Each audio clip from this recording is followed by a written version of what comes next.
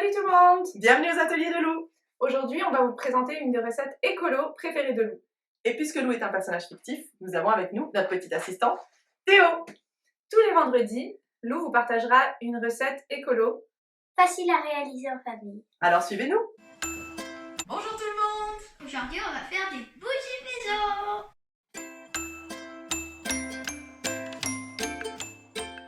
Alors, pour fabriquer des bougies, il va vous falloir un petit peu de matériel. Dans la mesure du possible, on va faire du récupéré. Donc, on va avoir besoin de pots. Donc, on peut récupérer, ça c'est des anciens pots de yaourt. Ou alors, par exemple, des bougies qui sont finies. On va récupérer les petits pots. On va avoir besoin de mèches. Alors, il y a des façons de fabriquer des mèches maison, mais ça, c'est des mèches que j'ai achetées dans un magasin en vrac spécialisé là-dedans, pour m'éviter une étape. Vous allez avoir besoin des coince-mèches. C'est des petites bases pour coincer la mèche au fond de la cire. On va avoir besoin d'une base. Donc ça, c'est de la cire de noix de coco. Il y a plusieurs types de cire. Il y a de la cire de soja, il y a de la cire d'abeille. Il y aura différentes fonctions en fonction du style de cire. Donc vous pouvez vous renseigner dans les magasins lorsque vous faites vos achats. Et après, c'est à vous de voir qu'est-ce que vous avez sous la main en termes d'huile essentielle pour ajouter une odeur. Et ça peut avoir une fonction médicinale aussi, donc vous allez pouvoir choisir peut-être de la lavande pour faire une bougie relaxante, de la menthe ou là j'ai du jasmin. Donc vous pouvez choisir différentes odeurs.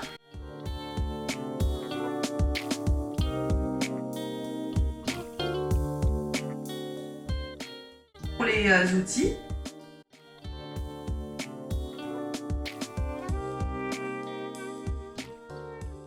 Un ciseau pour couper les mèches.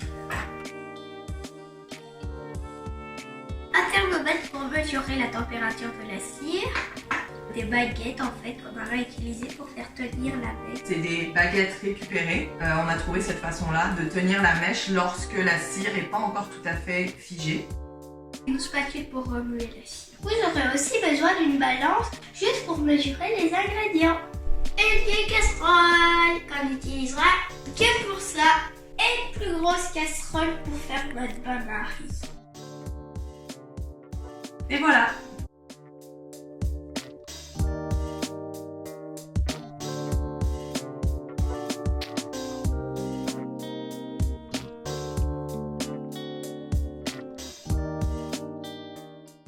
Après avoir mesuré la quantité de cire nécessaire pour chaque pot, on va le transférer dans la casserole qui va nous servir au bain-marie.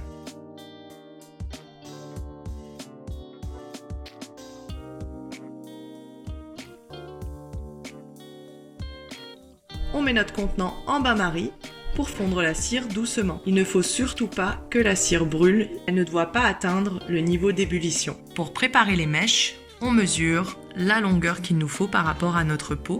Il nous faut au moins un petit peu plus que la longueur complète du pot pour pouvoir la passer dans le socle à mèche. La cire va fondre doucement en bain-marie. On va remuer au besoin pour dissoudre tous les petits morceaux de cire.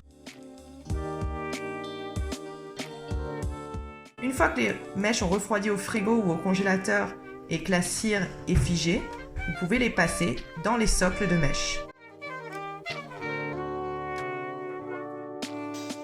Les mèches sont prêtes. Pour permettre au socle de coller au fond, on trempe le socle dans la cire chaude et on le pose au fond.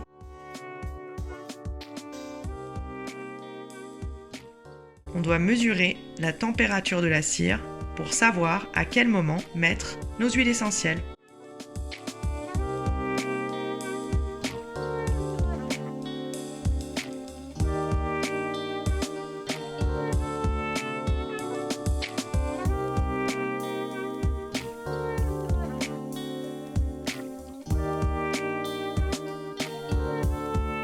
Voilà, on est prêt à passer à l'étape, à la mise en pot, et on peut transférer dans le pot qu'on a choisi.